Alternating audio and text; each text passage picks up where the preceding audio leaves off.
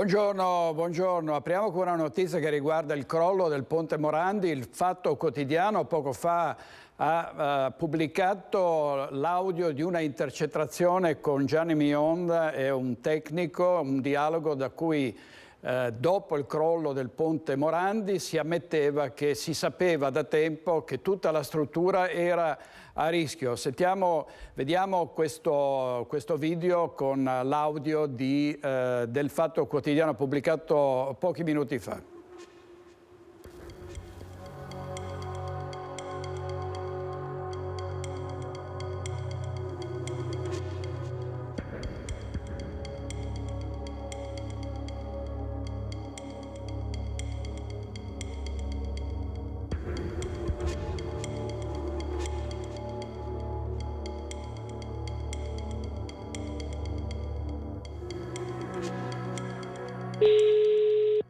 Pronto? Eccoci qua. Allora, ho chiesto di parlarvi perché Tomasi ha ripetuto più volte che Chieppa gli avrebbe detto che l'articolo 9 bis della Convenzione rimane quello che è. Ora, l'articolo 9 bis è quello che riguarda le ipotesi di cessazione della Convenzione per motivi diversi dall'inadempimento del concessionario. In sostanza il caso di una cessazione per decisione unilaterale del concedente. Metti pure che siamo noi responsabili del crollo del ponte, oggi circostanza non dimostrata. L'unica circostanza che oggi c'è abbastanza dimostrata è che è probabile che la nostra manutenzione del ponte non fosse state of the art. Può darsi, non c'è la prova che questo eventuale deficit di manutenzione sia la causa del crollo. Sì, vabbè, ma questo cazzate, dai. Ma noi abbiamo chiesto di rimediare al nostro inadempimento, di costruire noi il ponte. No, scusa,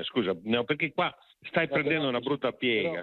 Vogliamo parlare un attimo del caso di ponte, cosa? Mi fai una cosa, parti dal presupposto sbagliato per arrivare sicuramente a una soluzione sbagliata. Di che parliamo? No, vabbè, ma ne siamo qui per parlare. Ok, vabbè, allora. Adesso tu ci stai portando, secondo me, una soluzione che è quella che loro vogliono, quello di mettere quei 4 cialtroni che sono lì nella condizione di trovarsi il socio che vogliono in qualsiasi momento per qualsiasi pretesto. Nel caso del ponte si sapeva da sempre che il ponte aveva un problema di progettazione. Quando abbiamo comprato la società Autostrade, abbiamo detto che ci stava bene così come stava, siccome lo sapevamo che c'era quella cosa ed è stata ampiamente discussa e presentata in molte occasioni, bisognava semplicemente, come nostra responsabilità, dire ragazzi, bisogna rifare sto ponte. E siamo andati. Sì, certo, lo sapevamo. Certo, è stato fatto una riunione, un'induction in cui c'erano tutti i consiglieri di amministrazione di Atlantia, gli amministratori delegati, direttori generali e management, e loro hanno spiegato che quel ponte lì aveva una difficoltà di progettazione, una peculiarità di progettazione che lo rendeva molto complicato. Ti dico anche che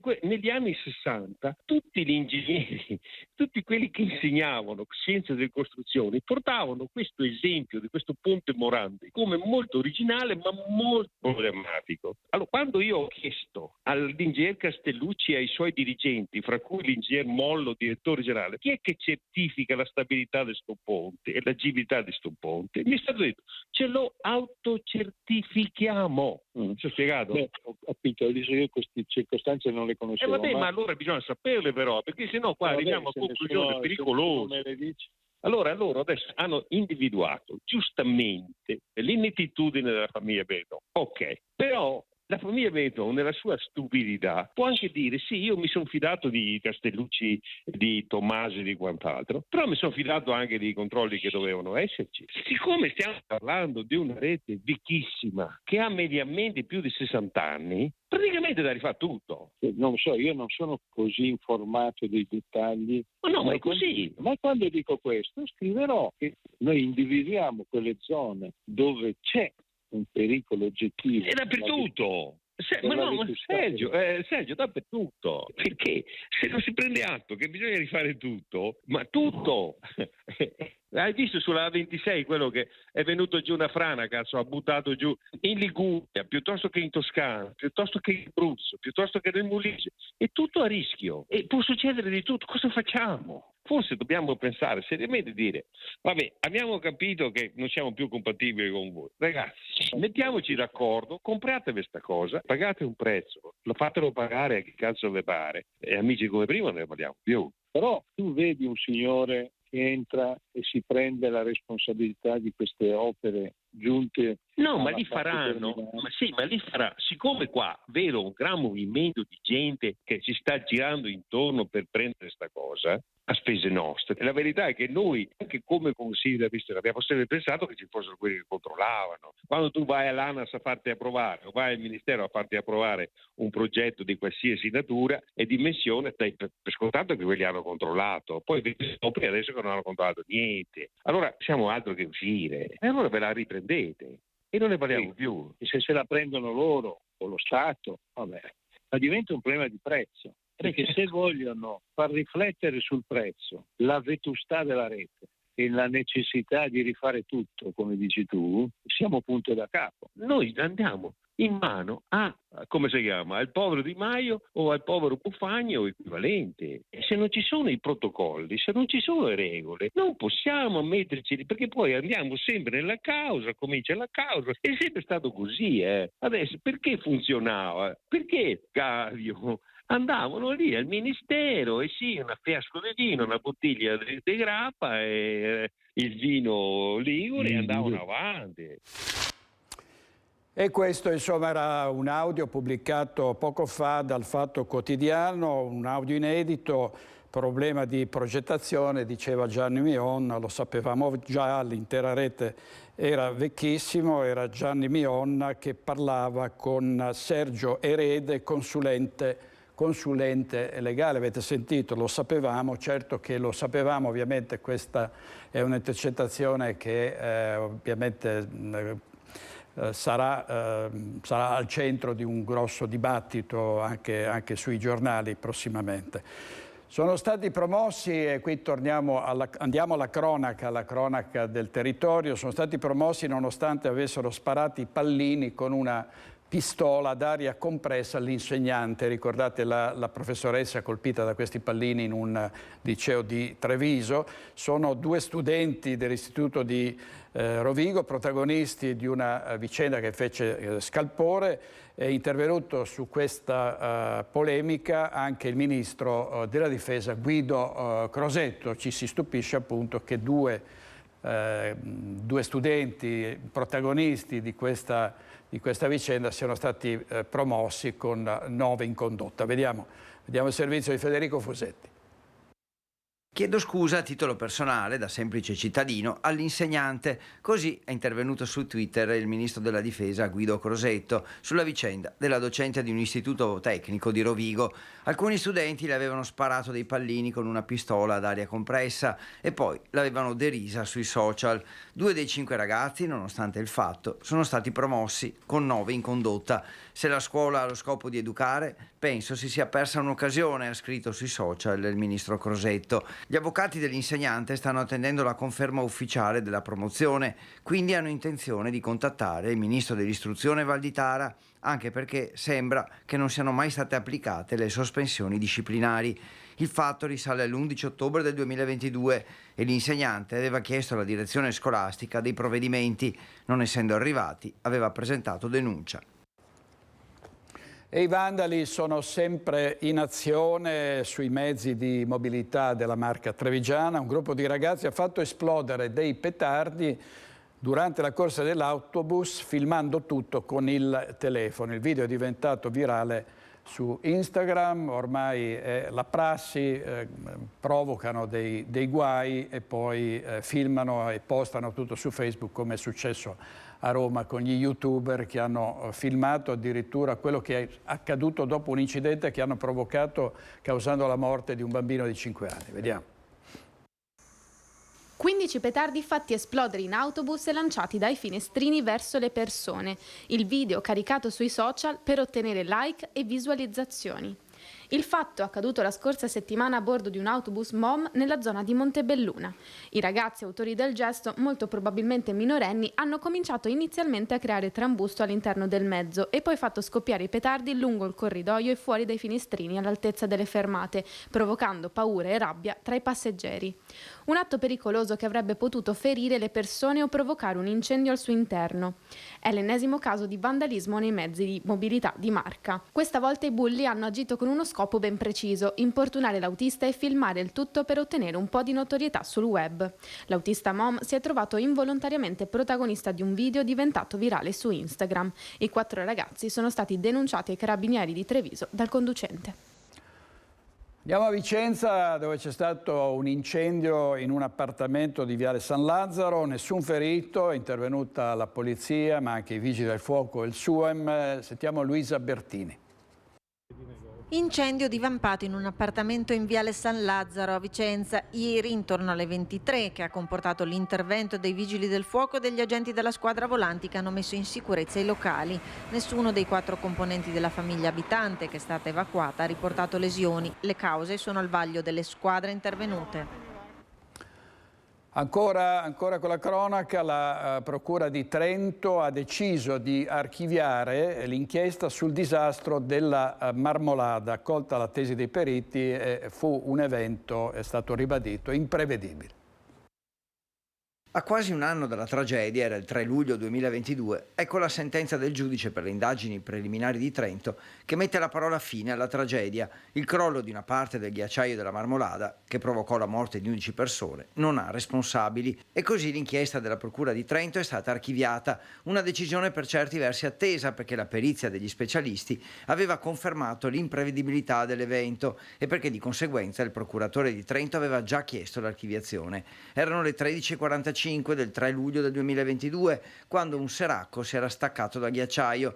L'enorme massa di ghiaccio, fango e sassi aveva travolto alcune comitive, uccidendo 11 persone. La più colpita era stata la provincia vicentina, con 4 vittime di Malo, Tiene, Valdagno e Barbarano Mossano, poi Padova con marito e moglie di Cittadella e Treviso con 2 fidanzati di Montebelluna. Le altre 3 vittime venivano dal Trentino e dalla Repubblica Ceca. Tra le motivazioni che i periti nominati dal Tribunale avevano messo nero su bianco in una relazione di 45 pagine per sostenere la tesi dell'imprevedibilità, le temperature elevate registrate da metà giugno, che avevano portato a una fusione superficiale della neve del ghiaccio, che si stava riducendo di 7 centimetri al giorno.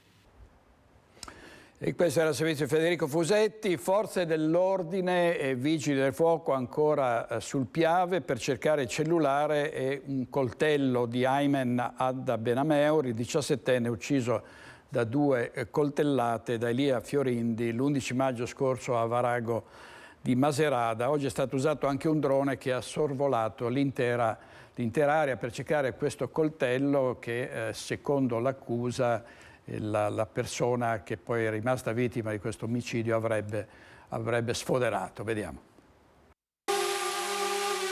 È qui a Salettuola, nei pressi del monumento ai caduti, dove i vigili del fuoco sono entrati in azione anche grazie all'ausilio di un drone in grado di effettuare delle foto ad alta definizione che vengono subito esaminate all'interno di un mezzo mobile. Se dovessero trovare qualcosa di anomalo, sono pronti ad intervenire immediatamente i sommozzatori. Seconda giornata di ricerche, purtroppo ancora senza esito. I sopralluoghi nel Piave continuano per le forze dell'ordine e i vigili del fuoco che puntano a ritrovare il cellulare scomparso di Aymen Adda Benameur e il coltello con il quale, secondo alcune ipotesi al vaglio degli inquirenti, la vittima avrebbe minacciato Elia Fiorindi, il trevigiano di 18 anni, oggi in carcere a Santabona con l'accusa di aver ucciso il 17enne per una questione di droga. Nel frattempo si accumulano i fiori e gli omaggi dove Aymen, l'11 maggio scorso a Varago di Maserada, fu ucciso da Fiorindi con 2 coltellate. Fiori e peluche e una foto dello studente del Besta, Alge come lo chiamavano gli amici, sempre con noi. Dal carcere l'omicida Elia insiste nel ribadire di aver reagito alle minacce di Aymen, che il 17enne era armato e di aver a sua volta agito per legittima difesa, arma che carabinieri, polizia e vigili del fuoco stanno cercando senza sosta, così come il cellulare, basilare per ricostruire le ultime ore di vita del 17enne. Lungo l'argine le persone in passeggiata guardano incuriosite senza sospettare che il sopralluogo sia legato al delitto di un mese fa. Ho quasi avuto l'idea che ci fosse magari qualcuno disperso nelle acque. Perché qui e non in altri posti come nel laghetto artificiale Le Bandie o in un qualsiasi fiumiciattolo in campagna, se lo chiedono in diversi, gli investigatori forse devono aver avuto delle informazioni. Quella sera dell'11 maggio a Varago i due ragazzi si trovavano entrambi con degli amici, due gruppi probabilmente rivali. Qualcuno di loro potrebbe aver suggerito l'ipotesi che coltello e cellulare siano stati gettati in questo tratto dell'argine. Per la difesa i sopralluoghi dimostrano che la versione di Fiorindi è stata ritenuta credibile, mentre l'avvocato dei familiari di Aymen, Luciano Meneghetti, continua a ribadire che si tratta solo di un atto dovuto. Il servizio di Nicola Marcato resta atteso il clima dopo la violenta lite esplosa lunedì sera a Castelfranco Veneto, dove, come abbiamo detto nelle nostre edizioni dei TG, un 23enne aveva ridotto in fin di vita un kosovaro di 39 anni sferrandogli un pugno. Sono entrambi residenti nel Padovano. Il ragazzo sarebbe destinatario in queste ore di diverse minacce da parte di amici e conoscenti della vittima. Si è difeso da un'aggressione, ribadisce il suo legale. Questo glielo posso confermare perché durante il ricevimento ha ricevuto dei messaggi di persone a lui vicini che gli riferirono che alcune persone vicine invece alla persona offesa stanno veicolando minacce. Una sorta di faida. Speriamo di no, però allo Stato quello che viene riferito è non la passerà liscia, non lasceranno stare.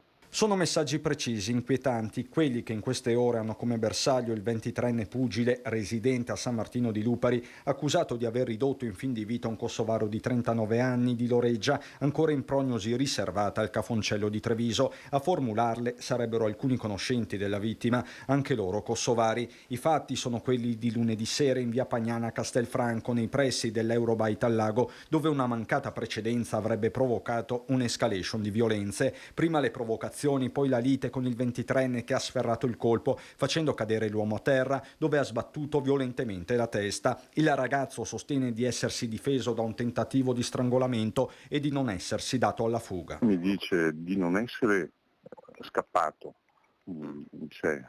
ma di aver guadagnato la fuga proprio per sfuggire all'aggressione che era in atto da parte del signore che si trova ricoverato. Cercava di mettersi in sicurezza, non si è nemmeno reso conto che l'altra persona avesse perso i sensi. A fornire la sua versione militare è stata anche la fidanzata del 39enne che si trovava in auto con lui al momento dell'alterco. Sarebbe l'unica testimone dell'intera vicenda. A guardare al Cafoncello c'è anche il 23enne che racconta il suo difensore. Non si dà pace. Luca è scosso, è amareggiato per l'accaduto, è preoccupato per le condizioni di salute dell'altra persona, è scosso per l'aggressione subita, evidentemente è una vicenda che l'ha turbato. È una vicenda di cui si parlerà ancora. Vediamo adesso il titolo della Nuova Venezia, un titolo che riguarda una bolletta pazza arrivata a una donna dopo la morte del marito. È successo a Mira, alla vedova che aveva chiesto di cambiare la voltura. È arrivato un conto di 1.700 euro. Si è ucciso in cella a pochi giorni dall'inizio del processo, il 36enne che uccise la compagna con 85 coltellate lo scorso settembre a Spinea. È successo ieri mattina nel carcere di Santa Maria Maggiore. È il secondo suicidio in 2 settimane nella casa circondariale. Il primo era stato quello di un tunisino indagato dopo un blitz della polizia in via Piave contro lo spaccio di droga. Vediamo. A togliersi la vita per impiccagione poco prima delle 10 l'autore di uno dei 2 femminicidi registrati a Spinea l'anno scorso. Si tratta di Alexandru Dimitrova Ianosi, 36 anni, di nazionalità rumena. A fine settembre dello scorso anno, con una furia inaudita, aveva massacrato la compagna Lilia Patranelle con 85 coltellate nella loro casa di Spinea per motivi legati alla gelosia. Stamattina i sanitari, arrivati subito in carcere con l'idroambulanza, hanno tentato in tutti i modi di rianimare l'uomo, ma non c'è stato nulla da fare. I sanitari non hanno potuto far altro che constatarne la morte, dichiarata ufficialmente alle 9:50. Sempre l'anno scorso, a pochi giorni dal delitto, il femminicida era stato trovato in cella con un manico di scopa nell'occhio, finendo in rianimazione in prognosi riservata. Ufficialmente si era trattato di un atto di autolesionismo, in realtà in seconda istanza era spuntata l'ombra del codice d'onore tra Galeotti. Quello di oggi è il secondo suicidio in carcere a Venezia in appena 15 giorni. 2 settimane fa, a togliersi la vita, sempre impiccandosi, Bessem Degaci, tunisino di 38 anni, finito in cella per spaccio dopo il maxi blitz dei carabinieri in via Piave del giorno prima. Servizio di Anna Maria Parisi, oggi regia Andrea Basso e Fabio Falliero. Andiamo subito in diretta a Venezia per la festa delle Fiamme Gialle, ma anche per un bilancio di tutti gli interventi che sono stati compiuti dalla Guardia di Finanza l'anno scorso. Sentiamo in diretta Ilaria Marchiori.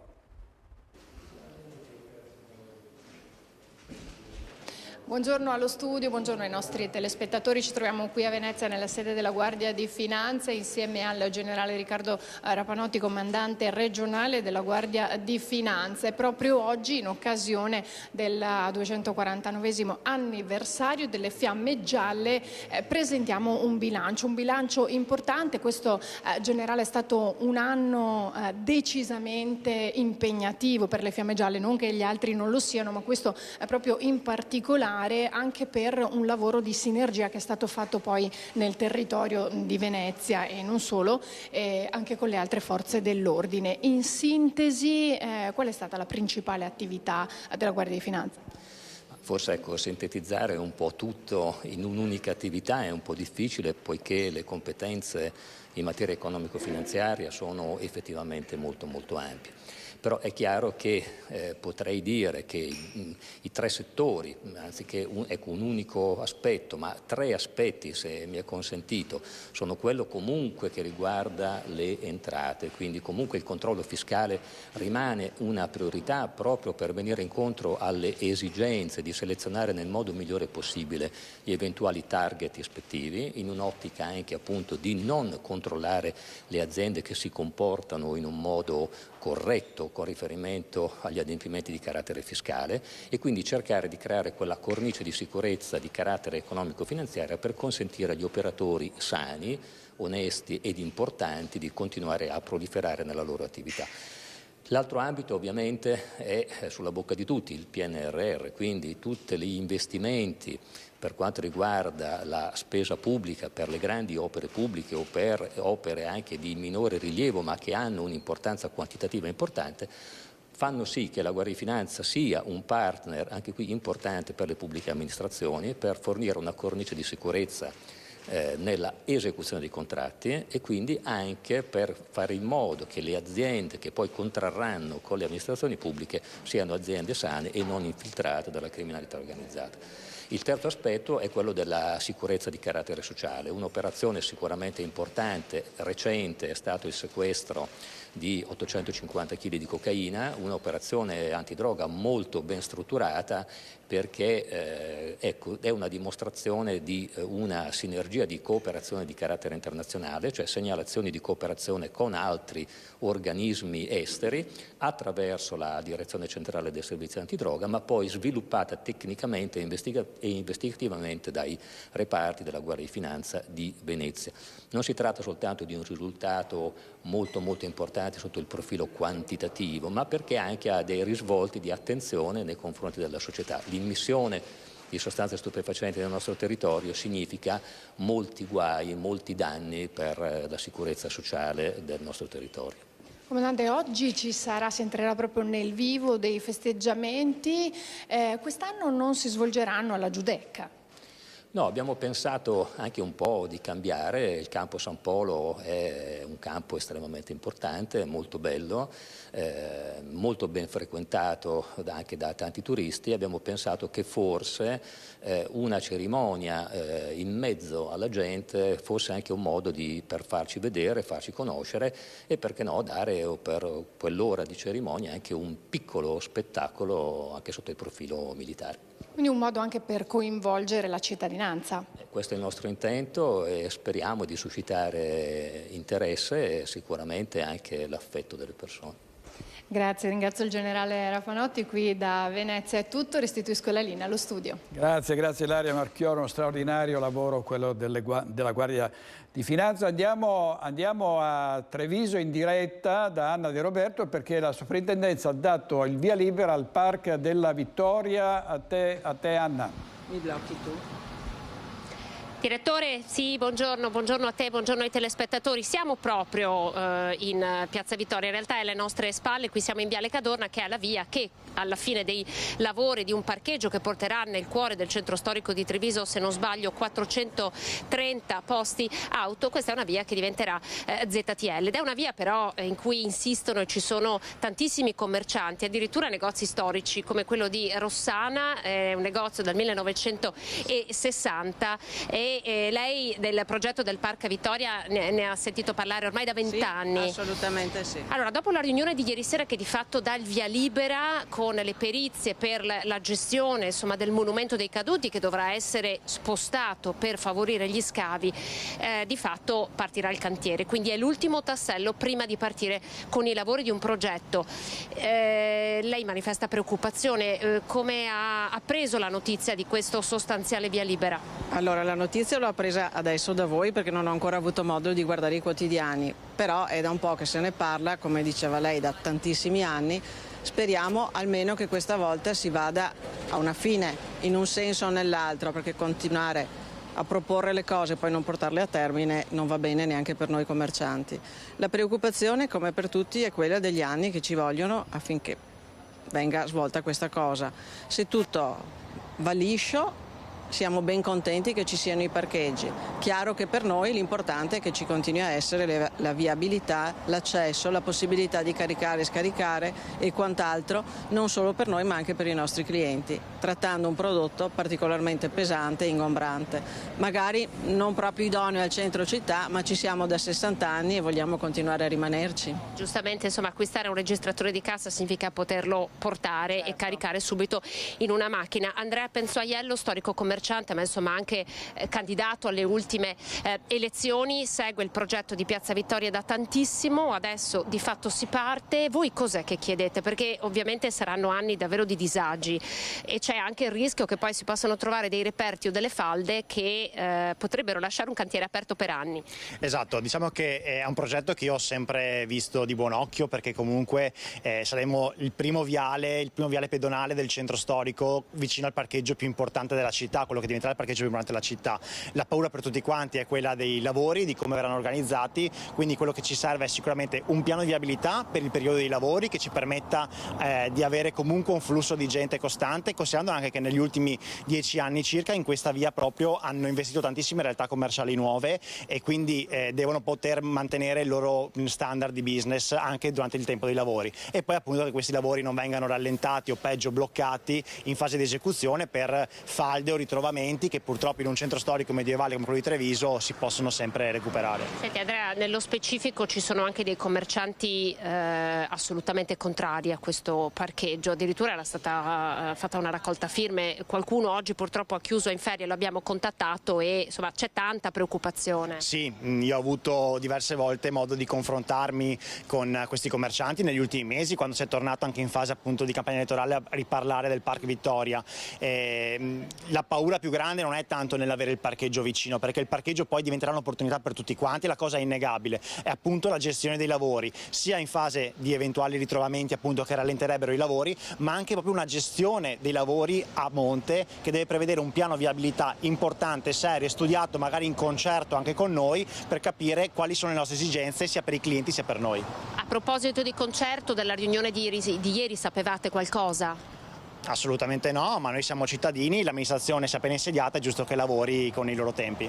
Ecco direttore, insomma questo è un po' il sentimento dei commercianti che insomma da sempre hanno seguito il progetto. Ieri appunto, come si diceva, la riunione è più importante. In teoria, se le perizie dovessero partire subito, perché appunto il monumento che vedete alle mie spalle, che dal 1931 dovrà essere staccato, alzato, spostato, fatti gli scavi, è un parcheggio di 2 piani e poi dovrà essere rimesso al suo posto. Questo è il contenuto della riunione di ieri, nella speranza, ecco, che durante gli scavi non si trovino altri reperti importanti.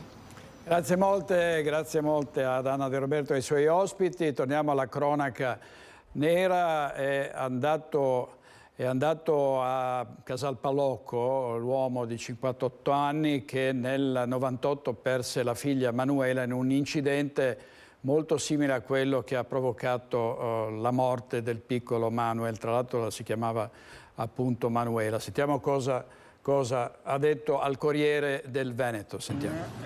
Associazione Manuela Sicurezza Stradale, arrivo da Treviso in questo set-in dopo la tragica notizia che anch'io ho perso la figlia Manuela di 6 anni nel lontano 6 febbraio del 98.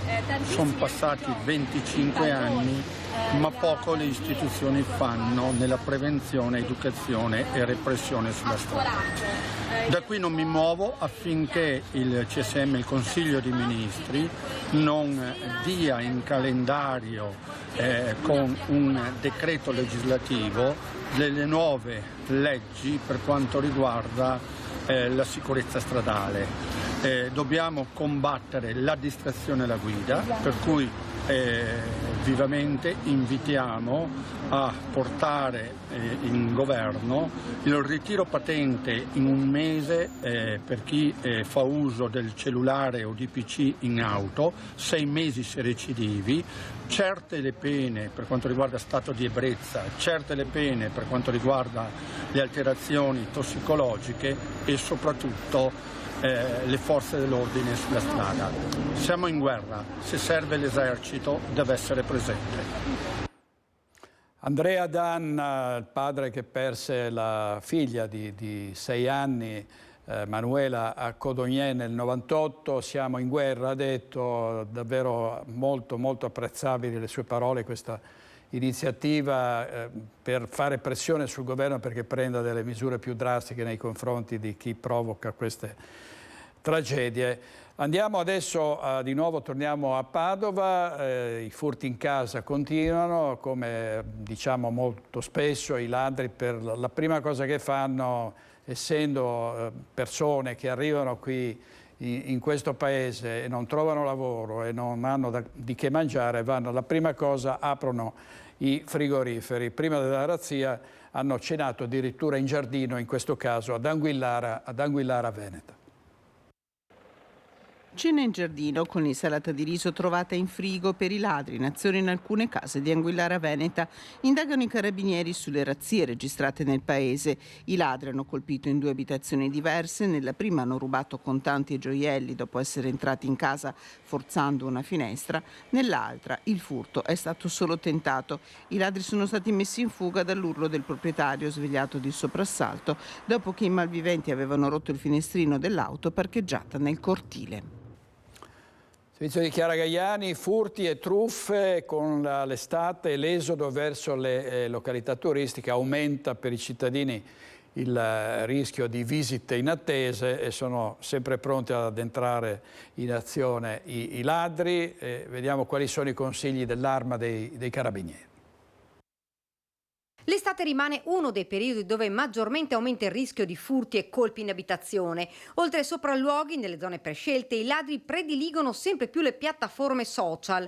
Foto e saluti delle famiglie che si spostano in vacanza possono essere un obiettivo per i malviventi. I consigli dell'Arma sono quelli di prestare attenzione e di non postare notizie su eventuali spostamenti, non solo. Non lasciare le chiavi sotto lo zerbino, piuttosto nel vaso, come abitudini di vecchia data, oserei dire, e di prestare attenzione a non lasciare le porte e le finestre aperte perché fa caldo, e chi ha un collegamento con un impianto d'allarme di attivarlo anche quando è in casa. Altra abitudine che sarebbe meglio cambiare è quella di andare in bicicletta sistemando la borsa nei cestini, oppure lasciare effetti personali come il cellulare ed altro in macchina. Consiglierei a tutti di non lasciare i propri beni in casa, di non lasciare ori e quant'altro, ma di poterli depositare magari una cassetta di sicurezza in banca, così perlomeno abbiamo assicurato i nostri averi, che magari possono avere anche dei ricordi affettivi con il passato. Anche le truffe rimangono una piaga. In questo periodo i malviventi postano foto di case in affitto in zone turistiche a prezzi fin troppo vantaggiosi. Lì viene adescato, diciamo così, la vittima, che pensa di aver fatto un buon affare andando in vacanza in questo posto, poi si vede l'appartamento che non esiste, e quindi non solo ha perso i soldi, ma anche la beffa di non poter fare le vacanze. Fate attenzione, spiega, per non cadere in queste trappole. Bisogna rivolgersi ad servizi qualificati, interfacciarsi con persone che danno una garanzia e non a un qualsiasi tipo di annuncio che non ha nessuna tracciabilità.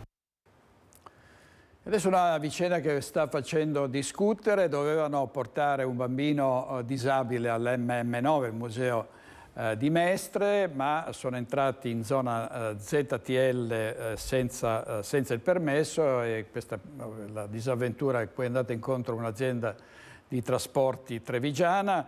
Abbiamo pagato la multa, ha detto il titolare, ma lo rifaremmo, è una questione etica. Sentiamo cos'altro ha detto ai nostri microfoni. Se ci fossimo accorti anche prima di entrare che avremmo subito questa sanzione, l'avremmo fatto comunque, perché la nostra coscienza ci avrebbe impedito di scaricare un bambino con una disabilità del genere a 300-400 metri di distanza dall'ingresso del museo, tenuto conto anche delle condizioni atmosferiche molto brutte. Rivendica la scelta del suo autista Adriano Battistuzzi, storico imprenditore nel trasporto passeggeri nella Marca, anche se dalle sue parole traspare una profonda amarezza. 2 le multe che gli sono state recapitate in azienda da parte del Comune di Venezia per la violazione della ZTL. I fatti risalgono al 10 maggio scorso, quando l'impresa di Battistuzzi viene affidato l'incarico di trasportare una scolaresca di San Vendemiano in Gita, destinazione il Museo di Mestre. Oltre ai ragazzi che frequentano questa scuola, c'è anche un ragazzo che comunque frequenta la stessa scuola, che ha una disabilità dovuta a una malattia invalidante, non vi dico il nome per ovvi motivi, e quindi aveva bisogno di un trasporto particolare. La disabilità del ragazzo è pesante e Battistuzzi mette a disposizione un pulmino con pedana e relativi contrassegni. Arrivati in prossimità del museo diluviava e l'autista, accortosi anche che comunque era una zona a traffico limitato, ha ritenuto di proseguire e portare questo ragazzino fino all'ingresso del museo, lo ha fatto scendere, poi se n'è andato, all'orario stabilito è tornato a riprenderlo, lo ha caricato e siamo rientrati. Il varco elettronico è quello di via Brentavecchia e non conosce pietà. Mai ci saremmo aspettati che ci fossero arrivate delle sanzioni, una per entrare e una per uscire. Di quanto? 65 euro l'una circa, compreso le spese di notifica, se si pagano entro i 5 giorni. Noi le abbiamo già pagate entrambe perché il ricorso costerebbe molto di più. Battistuzzi racconta di aver tentato di mettersi in contatto con la polizia locale,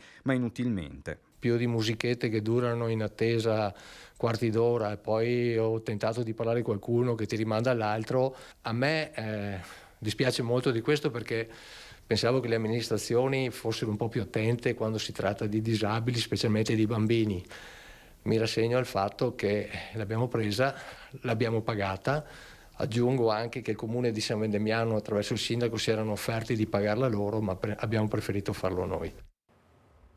Intervista di Christian Arboit. Vediamo i titoli del Corriere del Veneto. Adria, l'assessora Vittoria Paccagnella all'esame di maturità ispirata da Oriana Fallaci, poi subito in giunta, a soltanto 18 anni, è stata nominata dal sindaco Barbuiani e studia all'Istituto Agrario di Rovigo. E poi la notizia che abbiamo dato in apertura, promossi 2 studenti che spararono pallini alla prof, 9 in condotta e quindi è polemica a Rovigo. Mamme Arcobaleno, 200 bimbi a rischio, sono già nostri, non li adotteremo, e tra poco avremo in diretta Valentina Visentin da Padova sulle mamme di figli omogenitoriali.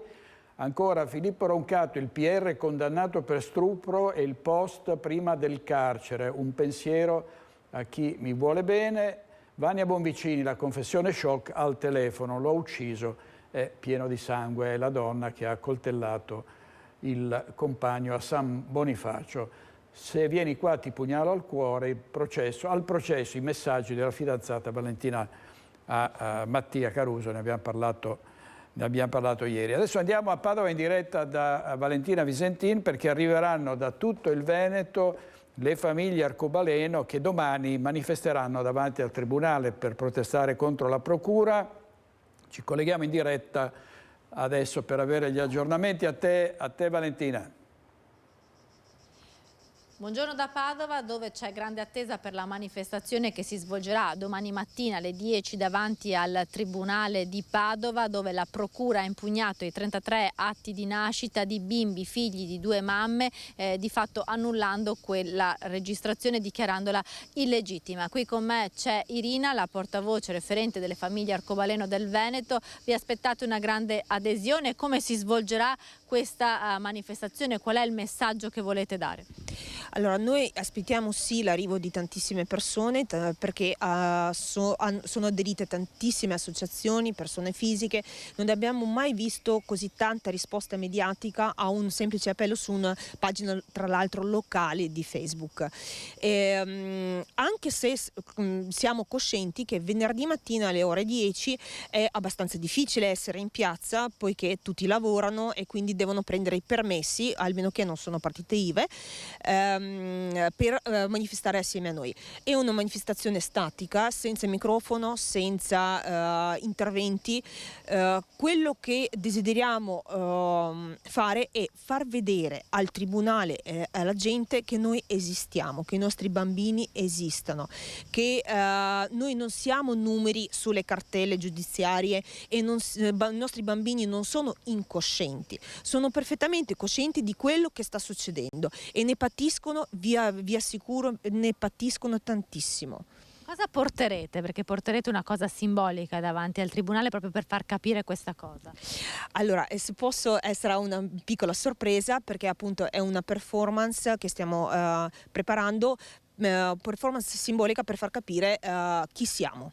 Ed è questo il punto chiave della manifestazione che si svolgerà domani. Tanta anche la solidarietà, Irina, che avete ricevuto dal mondo della politica e anche dal mondo dello spettacolo. Abbiamo visto Marco Mengoni dal palco dello Stadio Ganeo, che proprio vi ha rivolto un messaggio. Questa attenzione mediatica sperate possa in qualche modo portare presto a delle risposte proprio dal punto di vista anche normativo?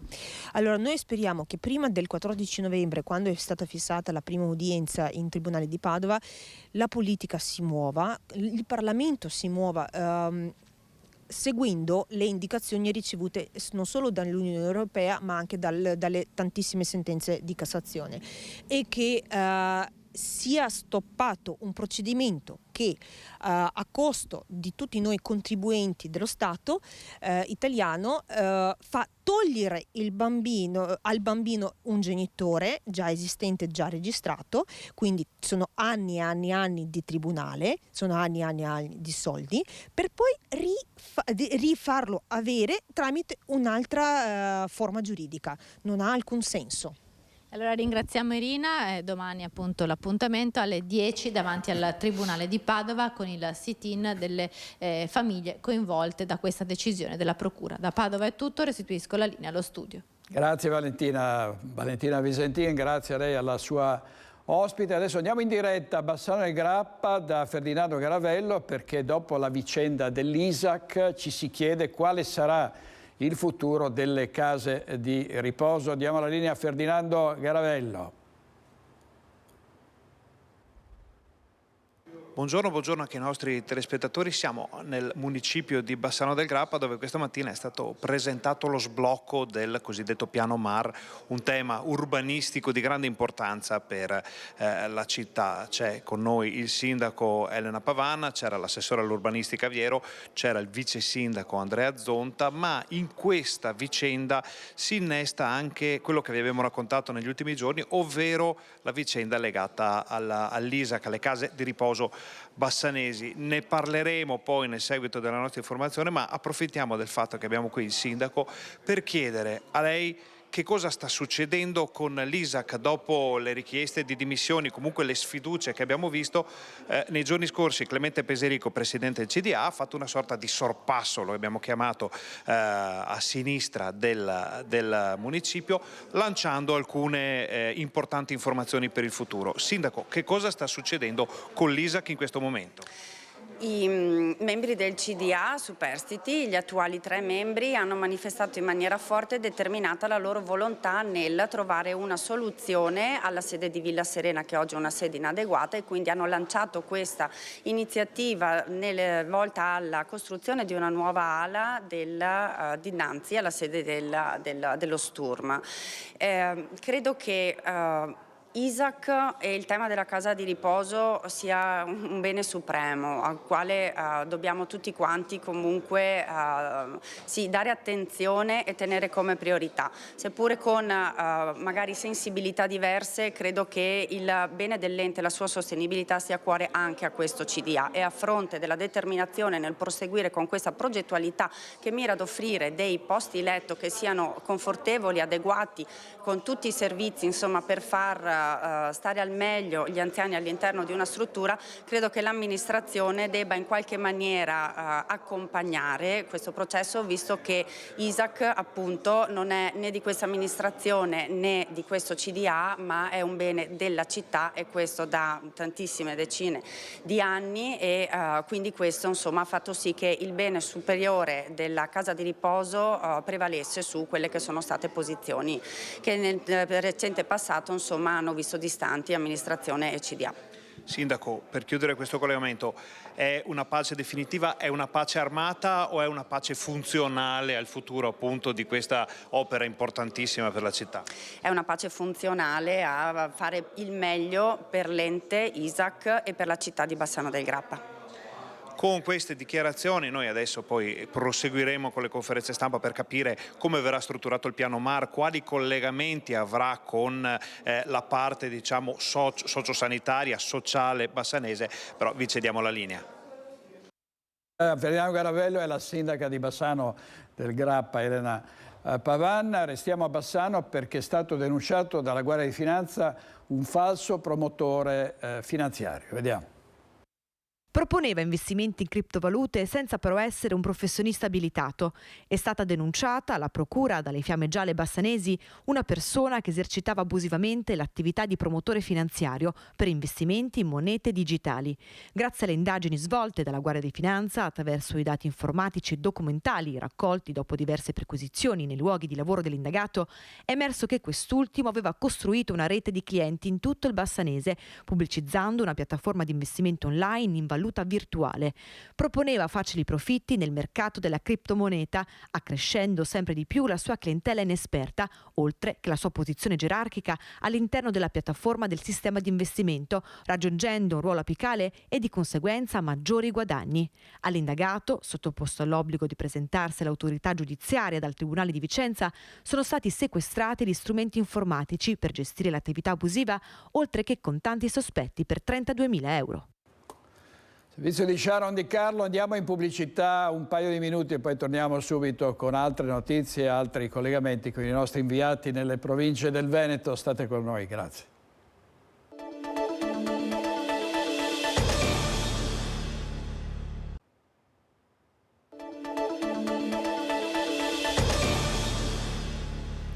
E ancora a San Lazzaro infuria la polemica sul caso Baxi, i sindacati stanno incalzando il sindaco. Al primo cittadino è arrivata una lettera che chiede la convocazione di un consiglio comunale. Sentiamo. C'è posta per Elena Pavan. In questi giorni la cassetta delle lettere istituzionale del sindaco di Bassano del Grappa è letteralmente sommersa di posta, perché alcuni temi che erano rimasti silenziosi per qualche tempo stanno tornando a galla. È il caso della reazione a catena che vede una corda molto tesa fra Baxi e San Lazzaro. Su questa corda ballano l'ex Iar, gli spazi di cui la multinazionale ha bisogno per le nuove linee di costruzione, i capannoni di Pengo e i progetti che quest'ultima azienda vorrebbe veder realizzati nelle campagne di San Lazzaro. E così, dopo la durissima lettera scritta dai presidenti dei quartieri Borgo Zucco, Pre, Merlo, San Lazzaro e Santa Croce, nella quale si parla della situazione legata alle richieste di Baxi senza tanti giri di parole, arriva ora alla sindaca un'altra comunicazione. A scrivere a Elena Pavan sono le rappresentanze sindacali unitarie di Baxi che raggruppano sotto un'unica firma FIM, FIOM e WILM. Insomma, un fronte sindacale in grado di rappresentare un numero di lavoratori davvero importante. E i sindacati, ovviamente, intendono fare gli interessi di chi lavora all'interno di Baxi e sottolineano come un naufragio delle trattative in corso fra pubblico e privato potrebbe portare alla perdita di 700 posti di lavoro. D'altronde, lo spettro della delocalizzazione è stato più volte evocato dalla multinazionale.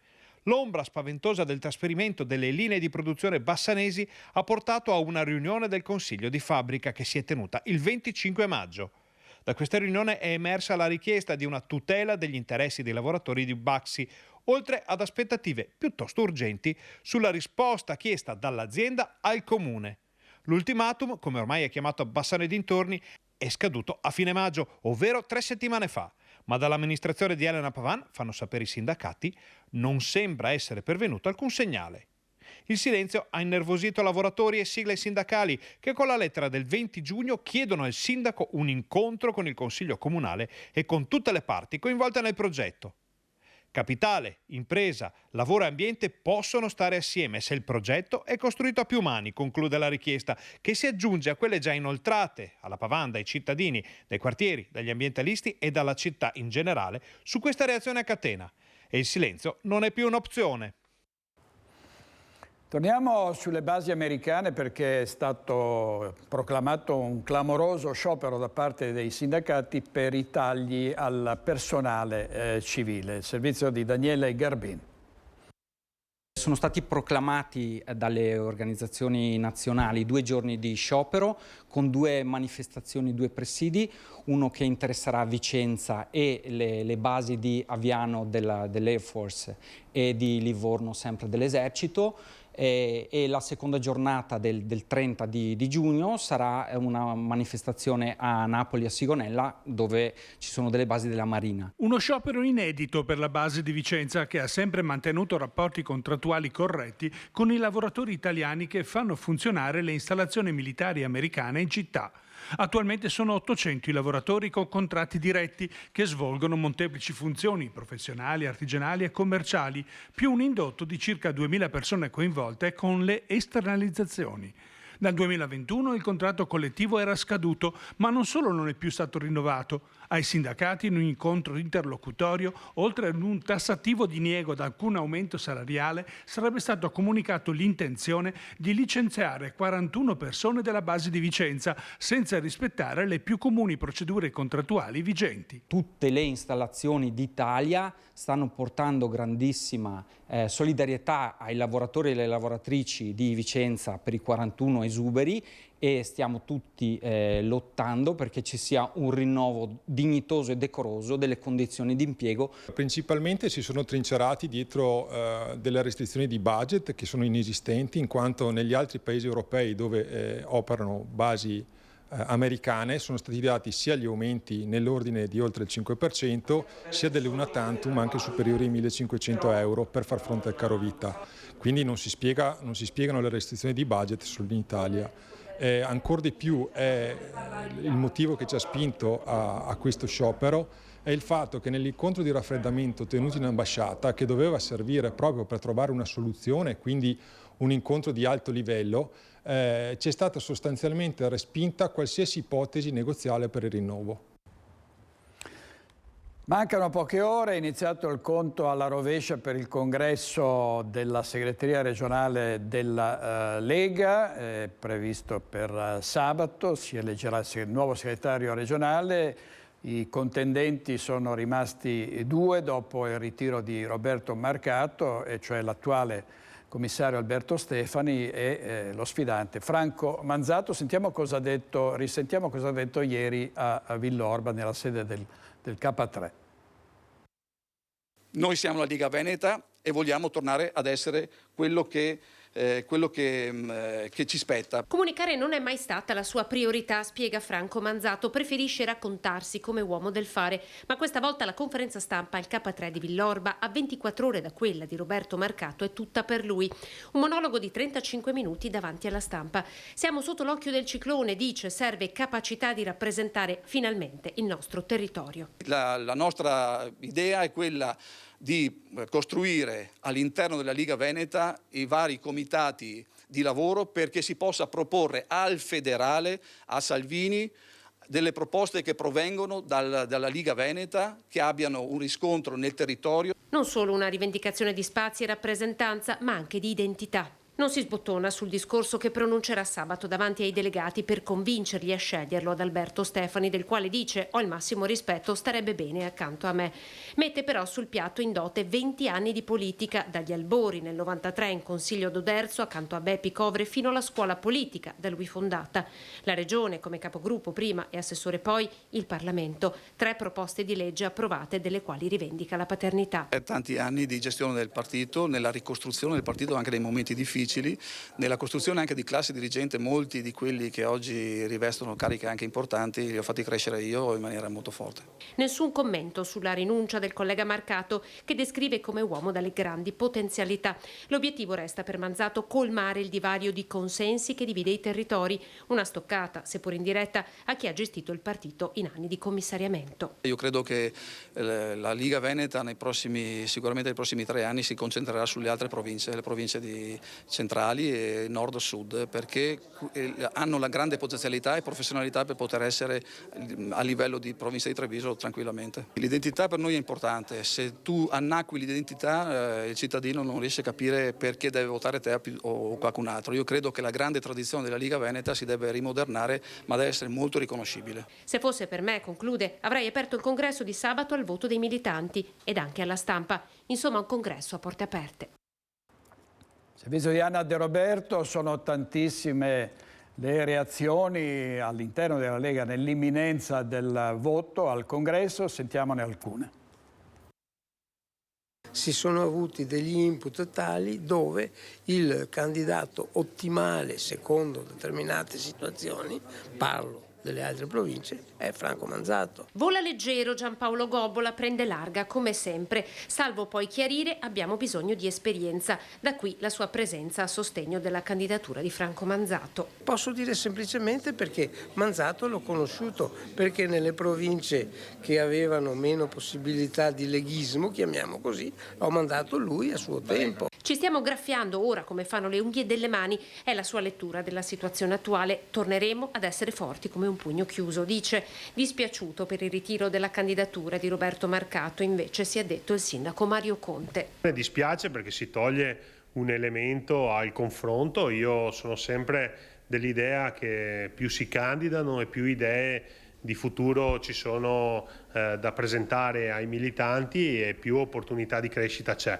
Professa stima per entrambi. L'obiettivo per Conte deve restare quello di far crescere la Lega alzando la percentuale dei consensi. Scegliere Alberto Stefani significa far comandare Milano, più diretto di così non poteva essere il padovano fresco di espulsione dal partito Fabrizio Boron, questa mattina in diretta sulle nostre reti. Nessun provvedimento è mai partito dal territorio, mai partito dal Veneto, ma si è deciso a Milano. Ecco, Stefani vuole questo. La sua lettura della scelta di ritirarsi alla corsa alla segreteria dell'amico Roberto Marcato. Io mi auguro che sia una scelta di unità proprio per quell'amore che ha espresso Roberto Marcato e quell'amore che deve fare per riportare la Lega Veneta forte e decisa e non sottomessa a commissari che vanno a Milano a chiedere buttami fuori quello perché è troppo fastidioso. Andiamo in diretta adesso a Vicenza perché dopo l'elezione del sindaco Giacomo Possamai si torna a parlare dell'alta velocità, chi è pro, chi è contro, chi vuole cambiare il percorso. Abbiamo dato le ultime notizie nei giorni scorsi. Sentiamo cosa si dice in diretta da Vicenza Luisa Bertini. Sì, buongiorno a voi, buongiorno ai nostri telespettatori. Siamo ad Altavilla Vicentina in compagnia del sindaco Carlo Dalla Pozza per parlare di TAV e del nodo relativo alla strada del Melaro. Perché? Perché lunedì scorso c'è stata un'importante riunione in provincia con il commissario alla TAV Macello. Che cosa è emerso e quali ipotesi ci sono sul tavolo per evitarne la chiusura di strada del Melaro? Sì, premetto che quando si è trattato di cantierizzare l'opera, cosa che non era prevista nei progetti finora da noi valutati e esaminati, è emerso che è praticamente interferente la circolazione stradale con il cantiere vero e proprio, quindi entrambi dovranno sacrificarsi, riducendosi un po' il cantiere ma riducendosi anche la strada del Melaro. L'ottimale sarebbe la proposta principale che viene svolta, ovviamente perché c'è anche un interesse economico, di chiudere totalmente la strada per 11 mesi. A questa noi non siamo favorevoli per nulla, anzi siamo contrari e preferiamo valutare le altre ipotesi che sono quella di restringimenti di carreggiata e qualche traffico alternato attraverso semafori o movieri o interruzioni magari notturne sempre sulla provinciale del Melaro e quindi un mantenimento di questa che è un'arteria assolutamente vitale per il nostro territorio. Ecco, lei dice Altavilla è un po' un imbuto da questo punto di vista. Sì, basta dare un'occhiata così anche attraverso Google Maps dall'alto, noi siamo un corridoio che si restringe e dove tutti dobbiamo passare, quindi da questa situazione fisica non possiamo esulare, quindi dobbiamo convivere con questa situazione e gestirla nel migliore dei modi, evitando i più possibili sacrifici per i nostri cittadini. Sacrifici che sono già in atto anche perché tutto dipenderà anche dal ponte su via Paganini, quindi già la viabilità adesso è modificata. Sì, fortunatamente la soluzione che abbiamo preso per l'incrocio di via Tabernule con la strada regionale ha fluidificato molto il traffico e quindi per il momento il disagio è relativo. È vero, c'è una svolta a destra obbligatoria che chiede di fare un po' più di strada, tuttavia questo a beneficio però di una fluidità maggiore della circolazione. Ecco, io ringrazio il sindaco di Altavilla e restituisco a voi la linea. Grazie molte a Luisa Bertini, al primo cittadino di Altavilla. Andiamo a Bassano del Grappa perché è stato investito un ciclista poco fa in viale Scalabrini. Sentiamo il servizio di Monica Smiderle. Sì, eravamo assieme. Per la nostra strada qua è scattato il verde, la signora che era con la macchina ha girato a sinistra, ha preso in pieno un mio collega. Come sta? E non sappiamo, l'hanno ricoverato all'ospedale, urgente. Gli amici dell'87enne rimasto ferito questa mattina nell'incidente stradale accaduto all'incrocio tra Viale Scalabrini e via Angarano a Bassano sono sotto shock. È grande lo spavento. Hanno visto il compagno di tante avventure in bicicletta scontrarsi con quest'auto e sbattere violentemente sul cristallo anteriore. Il colpo ha sfondato il vetro, mentre sull'asfalto sono evidenti le macchie di sangue. Qualche minuto è rimasto là, avevamo paura, insomma, che il peggio è... Il gruppo era partito questa mattina da Fontaniva e stava rientrando dopo aver percorso 80 chilometri. Siamo andati al Cornale, abbiamo bevuto il caffè e siamo tornati. Andata e ritorno, sono 80 chilometri. Eravamo in 4, in 3 abbiamo la bici assistita. Lui è l'unico che ha la bici che non è assistita. L'incidente è avvenuto intorno alle 11. Sul posto gli agenti della Polizia Locale di Bassano per i rilievi e per ricostruire la dinamica del sinistro e accertare le responsabilità. L'87enne è stato ricoverato al San Bassiano. Il traffico lungo Viale Scalabrini ha subito forti rallentamenti. Temperature molto alte sia ieri che oggi e andiamo a vedere in Friuli Venezia Giulia, molti triestini ne hanno approfittato per andare alla Barcola a fare il bagno. Sentiamo il servizio di Gianluca Palladini perché rimane poi a Trieste, come in tante altre località di villeggiatura, il problema dei parcheggi. Vediamo. Primo giorno d'estate e cosa meglio di venire qua a Barcola per far vedere un po' la situazione. È arrivato anche il gran caldo che con sé porta anche l'affa e quindi possiamo dire che ufficialmente l'estate è iniziata. Speriamo un po' la prossima settimana che rinfreschi perché sennò la situazione è come quella dell'anno scorso. C'è qualche cambiamento che vorrebbe vedere qua a Barcola, dei lavori magari sulla linea di costa? No, penso che sarebbe da fare un po' più, diciamo, le passerelle per scendere in acqua. Il caldo picchia però il sole. Sì. Lei a Barcola è appena arrivata? No, noi veniamo presto la mattina e poi perché sennò non si trova parcheggio, no? Ah, lei è il gentile consorte? Sì, è l'accompagnatore. Okay, quindi... Ho portato qui la mia dolce metà. Parcheggio trovato facile a quest'ora? È un casino. No, quest'ora è facilissima. Poi dovrebbe liberare tutta quella zona là. Che sono due, ormai sono in disuso, no? Sì. Sono che due puntiglie, vedi? Primo giorno d'estate, finalmente, ma faceva già caldo prima. Poi, sì, questo è il primo giorno, in effetti. Speriamo che sia l'inizio di una bella stagione. Non calda come l'altro anno. Niente di meglio che venire a Barcola. Niente di meglio, tutta l'estate. Lei è venuta qua a piedi?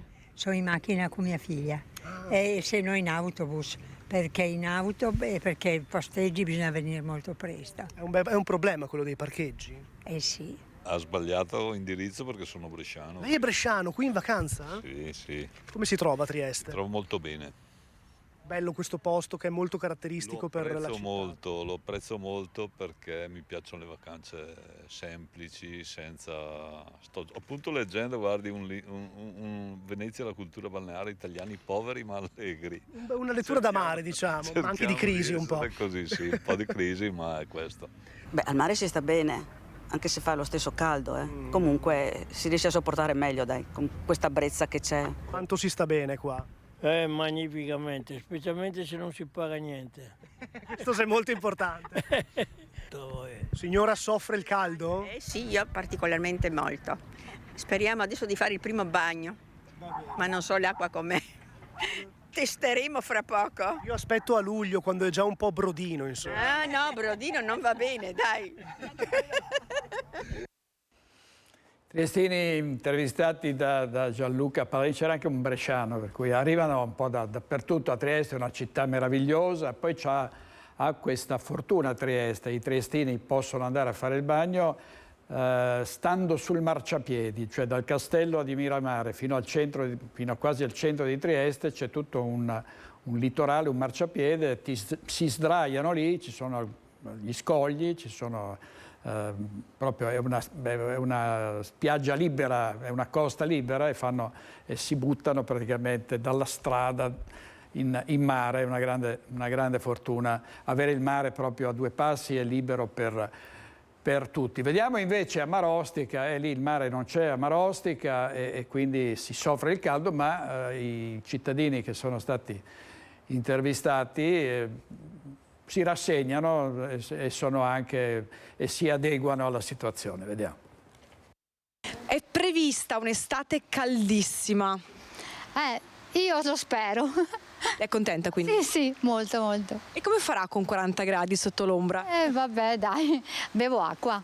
No, è meglio, tanto non è che dura tantissimo l'estate, no? Durerà 2 mesi, 3 mesi. Aria condizionata e via? Sì, ma anche ti metti roba fresca. Accendo il condizionatore e sto in casa. Al fresco? Sì. E uscirà nelle ore più calde, sarà attenta? Verso sera se esco, e se no resto sempre in casa o nel giardino. Troppo umido qua. L'umidità è troppo, per quello che ti senti affa, ti senti più caldo. E come si farà con questo caldo? Bisogna andare al mare o al paese dove c'è il caldo secco. È prevista un'estate caldissima, forse una delle più calde degli ultimi tempi. Come l'affronterai? Io quest'estate lavorerò, quindi per fortuna sono dentro al chiuso. Però vedo anche ad esempio mio papà che lavora fuori al caldo, che alla sera arriva veramente molto stanco, quindi secondo me dovrebbero aiutare i lavoratori. Quando eravamo bambini era molto più torrida, è che adesso diventiamo vecchi e lo senti di più il caldo. Piscina e camminando, andando su in montagna. All'aria fresca. All'aria fresca. Ci adattiamo. Come? Non si può fare niente. Bisogna adattarsi, mangiare sta minestra o saltare sta finestra, punto e basta. Si affronta come abbiamo fatto gli anni scorsi. Aria condizionata? Certo. È prevista un'estate caldissima, come si fa? Come si fa? Faccio la doccia 3 volte al giorno. Ma non so, è caldo, abbastanza caldo. A lei piace il caldo? Sì, vengo dal Messico, però qui è anche troppo caldo.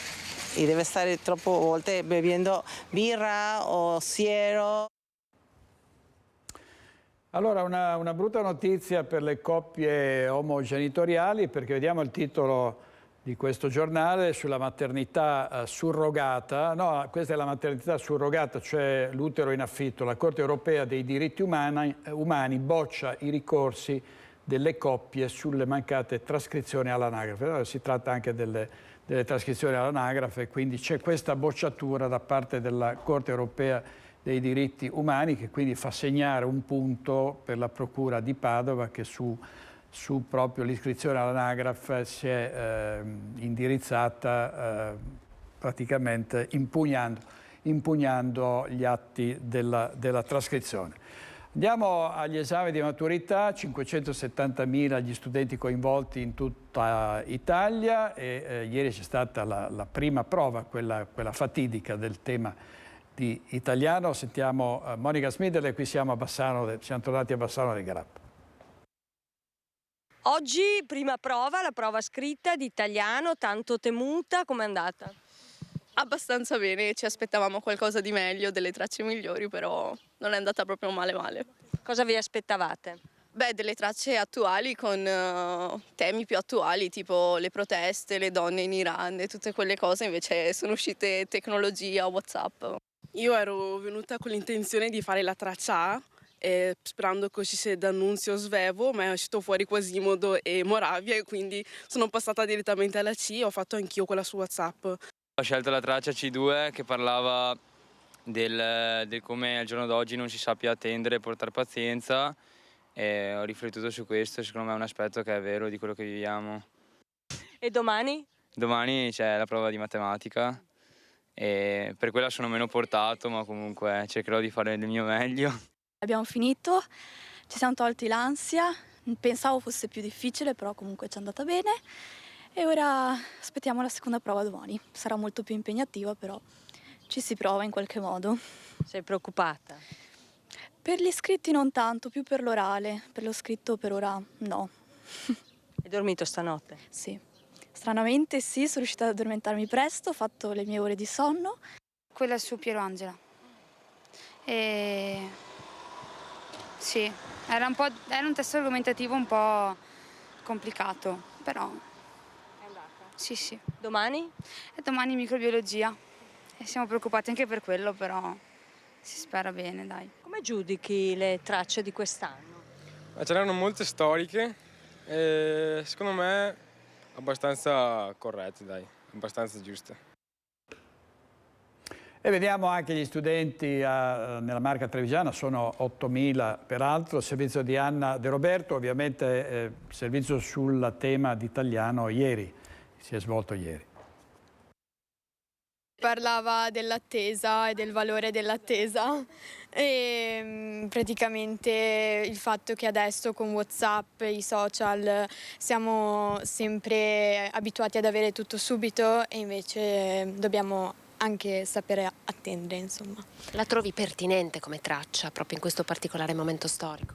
Beh, direi di sì. WhatsApp, i tempi di attesa, che attualmente noi ci mettiamo molto più tempo a attendere, cioè nel senso che è per noi più snervante attendere, diciamo, che non riusciamo più a attendere oltre 5 minuti. È stata un po' dura, diciamo. Ti ritrovi in questa lettura della gioventù? Sì, alla fine sì, come l'ho spiegato anche nel testo. Cioè, l'ho usato la mia esperienza personale alla fine. Vince l'attualità il mondo dei social, con il digitale che ha accorciato, se non azzerato, i tempi dell'attesa. Il tempo passato ad attendere, si legge nella traccia, un tempo sospeso che è vitale per la nostra concentrazione eppure sempre più minacciato. L'attualità con l'era di WhatsApp e la figura di Piero Angela, scomparso solo di recente. Abbiamo parlato della creatività e dell'innovazione nella società, insomma, e niente, questo. Siamo una società innovativa, secondo te? Secondo me sì e no, ci sono dei pro e dei contro. Secondo me bisogna dare più importanza, non so, alla creatività anche in età prematura e soprattutto nelle scuole promuovere queste attività creative. L'analisi del testo è a sorpresa, così come l'autore di letteratura, Quasimodo. Le tracce della tipologia A non erano quelle che ci aspettavamo. Tutti dicevano oppure Svevo, oppure D'Annunzio, ma sono usciti Quasimodo e Moravia e noi non l'abbiamo neanche fatto a scuola. Di cosa parlava il testo di Quasimodo? Il testo di Quasimodo parlava allora, era diviso in 13 versi. I primi 4 erano un richiamo alla creazione biblica della Genesi, quindi Dio che fa il mondo e tutto quanto. Poi negli altri 9 parlava dell'uomo che manda lo Sputnik sull'orbita bene o male, e quindi sul rapporto scienza e letteratura. Circolava qualcosa ieri sera su internet? Sì, ma assolutamente niente di quello che è uscito. No. Prossima prova adesso? Inglese domani. Siamo abbastanza tranquille, sinceramente. Ma sinceramente io no. Io sì.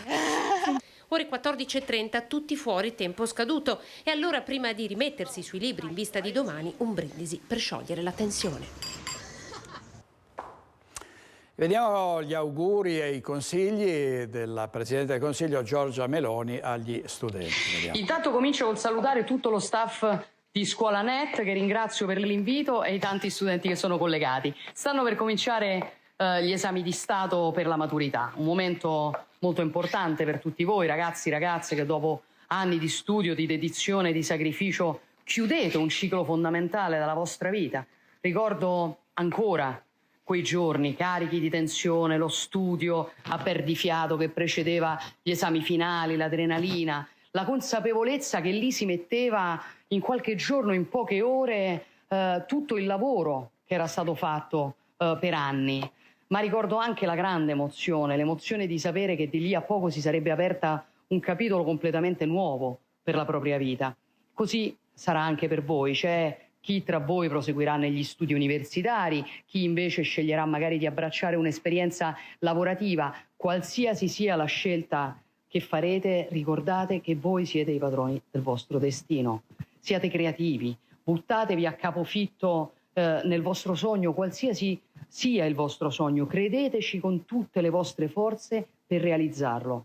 Voi siete i protagonisti di quel libro che si chiama Vita, e allora vale la pena di vivere e di leggere quel libro con tutta l'intensità che è possibile. Non abbiate paura. E questo era il messaggio di Giorgia Meloni agli studenti. Andiamo in pubblicità ancora brevemente, 2 minuti, e poi torniamo con Focus TG.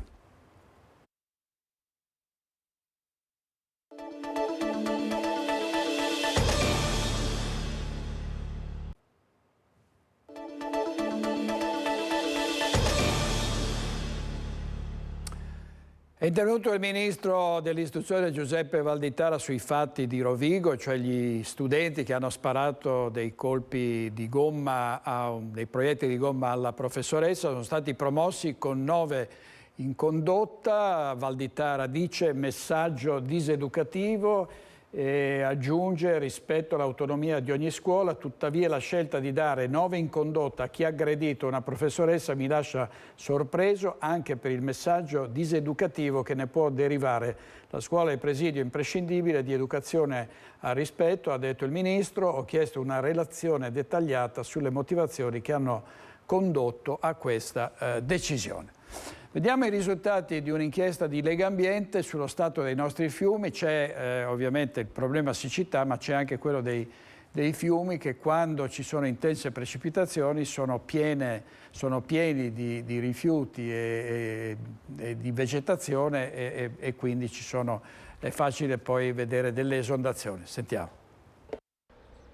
Dal punto di vista della depurazione non risultano criticità. Il rapporto annuale dell'operazione Fiumi di Legambiente, che ha monitorato il Brenta e i canali Piovego e Brentella, ha mostrato segnali positivi, ma non per questo bisogna fermarsi, e proprio perché il Brenta è in buona salute, Legambiente pensa ad un ulteriore stimolo con l'istituzione del Parco del Brenta. La naturalità nel medio corso del Brenta è buona e perché si necessita protezione maggiore. Il Veneto è una regione che ha ancora pochi ettari di superficie protetta, solo il 5% della superficie totale, tra le peggiori regioni d'Italia, e quindi ci sono i margini per poterle ampliare e per poter valorizzare sicuramente al meglio non soltanto l'area fluviale, quindi il corso del fiume, ma anche la biodiversità circostante. I fiumi della provincia padovana restano sorvegliati speciali per quanto riguarda i livelli. Dopo la difficile estate 2022 e un inverno senza pioggia, ora con l'andamento di maggio e i temporali di giugno la situazione è leggermente migliorata. C'è stato un aiuto maggiore dalle piogge recenti, però i livelli mediamente sono ancora ampiamente sotto la soglia standard, una percentuale che varia dal 30 al 50, anche il 60% in alcuni casi. Quindi meglio dello scorso anno rispetto quindi a questi mesi, però chiaramente il rischio di siccità estrema è ancora vicino, dietro l'angolo, considerato che i mesi estivi sono appena cominciati. Le penne nere per l'Emilia Romagna nella chiesa di San Francesco, sabato dalle 18:30, un concerto benefico a favore del gruppo Alpini di Conselice. Questo sabato, vediamo. Dopo l'ultima adunata triveneta a Belluno, gli alpini non si fermano. Questa volta, marcia a parte, le penne nere di Treviso scenderanno in campo in aiuto dell'Emilia Romagna con un concerto benefico a favore del gruppo Alpini di Conselice, uno dei luoghi più colpiti dall'alluvione. Le strade, le case, insomma, che sono state... Le case, le abitazioni, anche le attività commerciali, perché sono tutte al piano terra e quindi sono anche senza quelle che noi chiamiamo i servizi normali che ci aspettiamo di trovare, il panificio, il tabacchino, piuttosto che il bar stesso che magari è un punto di ritrovo, sono senza nulla. Ed è così che sabato dalle 18:30 il Tempio Monumentale di San Francesco si trasformerà in una vera e propria orchestra.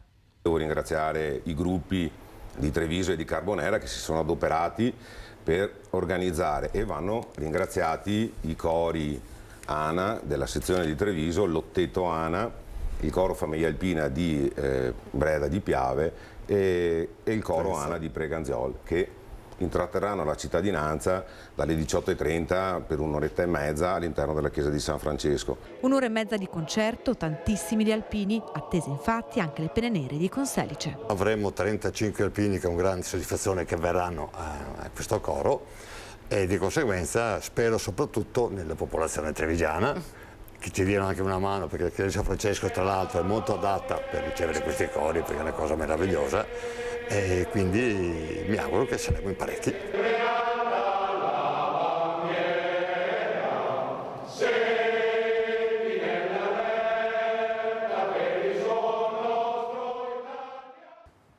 E in occasione della giornata europea della musica, il primo concerto nella nuova sede dell'Istituto Manzato in Piazza Pola a Treviso.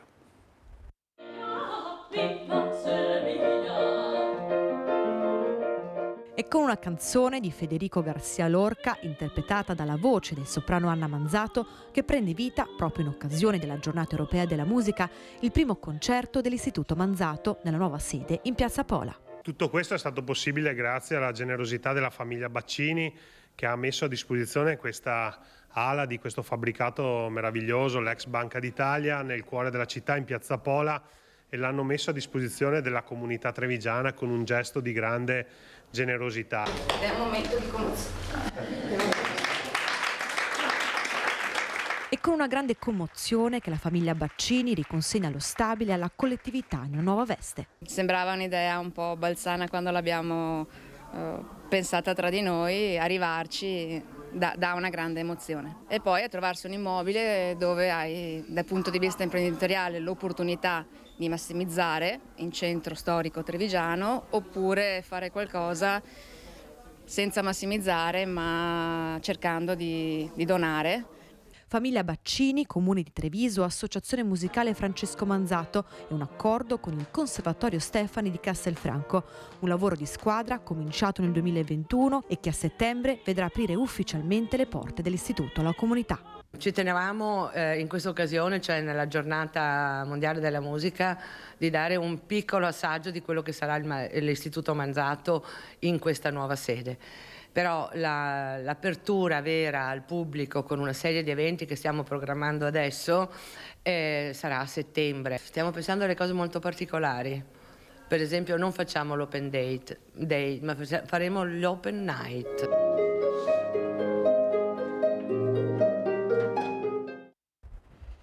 Servizio di Sharon Di Carlo, e chiudiamo con i giocatori della nazionale di rugby che giocano a rugby, ma sono campioni, ma si dedicano spesso anche al rafting. Sentiamo il servizio della nostra redazione bassanese.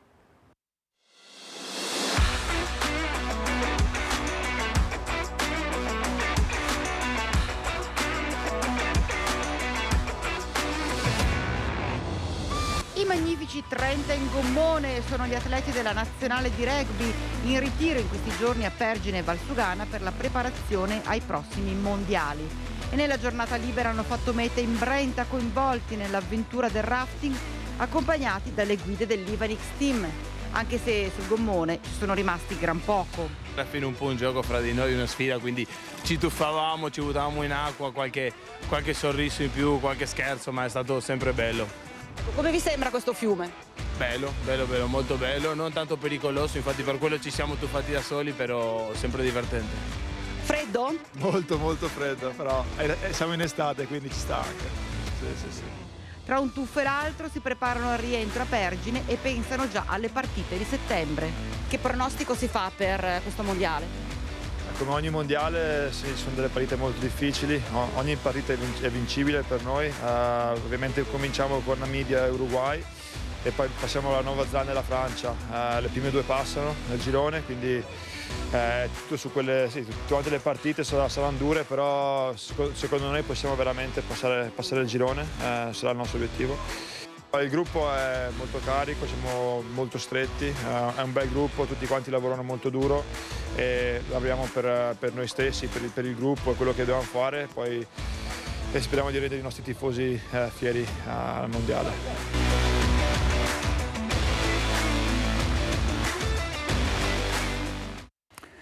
Servizio di Vanessa Manzato è tutto per questa edizione di Focus TG. Grazie per averci seguiti, ci vediamo stasera alle 21:15 con Focus e buona giornata.